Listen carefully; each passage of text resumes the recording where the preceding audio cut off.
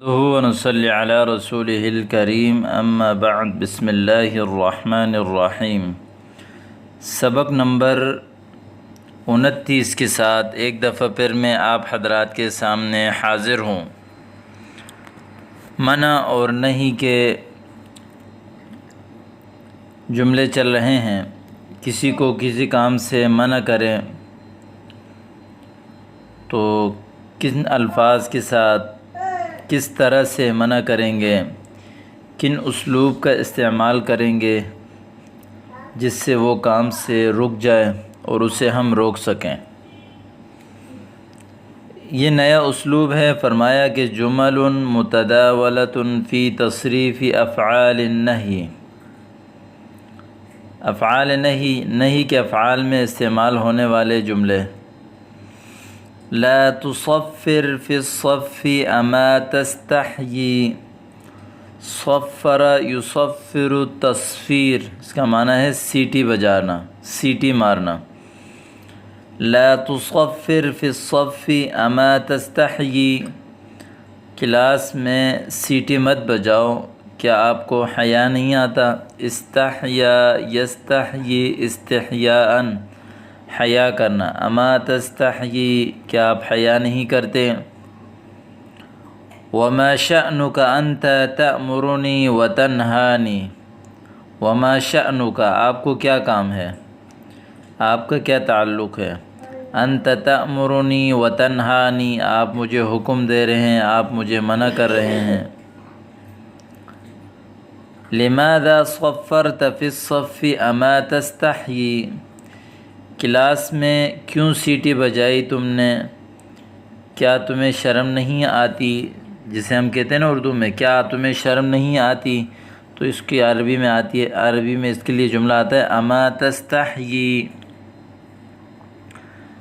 عفوا لا اکررها مرة اخرى، کرر یکرر تکریر، بار بار کرنا۔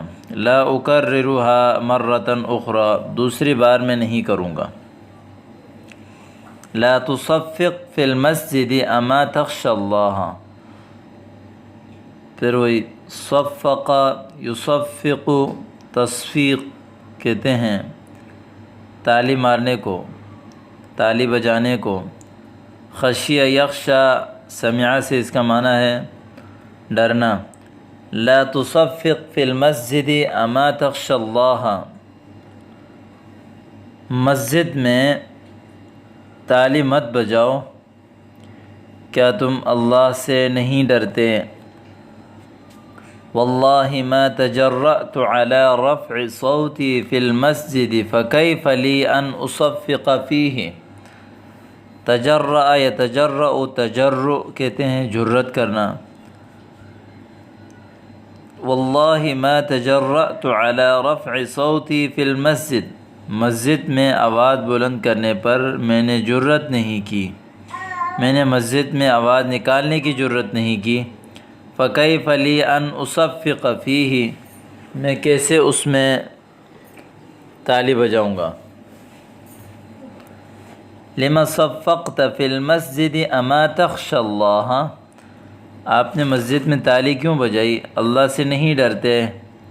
اعتذر عما صدر منی واستغفر اللہ تعالی، میں عذر کرتا ہوں جو کچھ مجھ سے صادر ہوا، جو کچھ مجھ سے کام ہوا، اور اللہ سے مغفرت طلب کرتا ہوں۔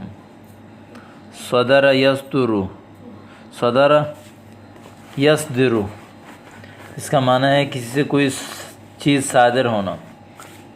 یصدر ضرب یضرب سے ہے یہ۔ اعتذر یعتذر، اعتذار باب افتعال، استغفر یستغفر استغفار، بخشش طلب کرنا۔ تیسرا جملہ ہے لا تتثاءب امام الآخرین وضع يدك على فيك، لا تتثاءب امام الآخرین وضع يدك على فيك، دوسرے لوگوں کے سامنے تثاؤب کہتے ہیں عام طور پر جو تھکاوٹ کی وجہ سے جمائی، جمائی اس کو بولتے ہیں جمائی۔ لا تتثاءب امام الآخرین، دوسرے لوگوں کے سامنے، دوسروں کے سامنے جمائی مت لو۔ وضع یدک علی فیک، اپنے ہاتھ منہ پر رکھو۔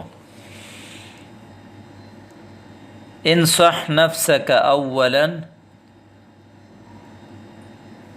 فانت اکثر منی تثاؤبا۔ انصح نفسک اولا، سب سے پہلے اپنے آپ کو نصیحت کرو۔ فانت اکثر منی تثاؤبا، آپ مجھ سے زیادہ جمائی لیتے ہیں۔ اکثر منی، آپ زیادہ ہیں مجھ میں، تثاؤبا جمائی لینے میں۔ فانت اکثر منی تثاؤبا، ما لك تثاءبت امام الآخرین ولماذا لم تضع يدك على فيك۔ اوپر تتثاءب اس کا ماضی ہے، یہاں تثاءبت۔ ما لك تثاءبت امام الآخرین، کیا ہوا آپ نے دوسروں کے سامنے جمائی لی۔ ولماذا لم تضع يدك على فيك، اپنے ہاتھ منہ پر کیوں نہیں رکھا۔ المعذرہ كنت نعسا جدا، نعسا جدا میں بہت اونگ میں تھا۔ اونگ کہتے ہیں جو ہلکی سی نیند میں ہوتا ہے نا بندہ، جس کو نیند آ رہی ہوتی ہے۔ نعسا اونگ میں تھا بہت زیادہ۔ ونسیت ان اضع یدی علی فی، اپنے ہاتھ اپنے منہ پر رکھنا میں بھول گیا۔ المعذرہ كنت نعسا جدا ونسیت ان اضع یدی علی فی۔ نمبر 4، لا تتجشأ بصوت اثناء الدرس واکتم جشاءک بکفک۔ لا تتجشأ بصوت اثناء الدرس، ڈکار مت لو آواز کے ساتھ پڑھائی کے دوران۔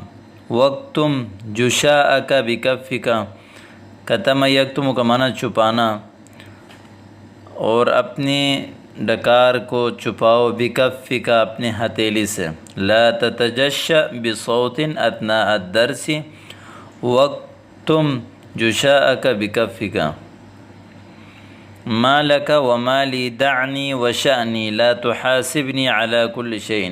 ما لك وما لي، یہ بہترین خوبصورت جملہ ہے۔ ما لك وما لي، آپ کو مجھ سے کیا کام ہے۔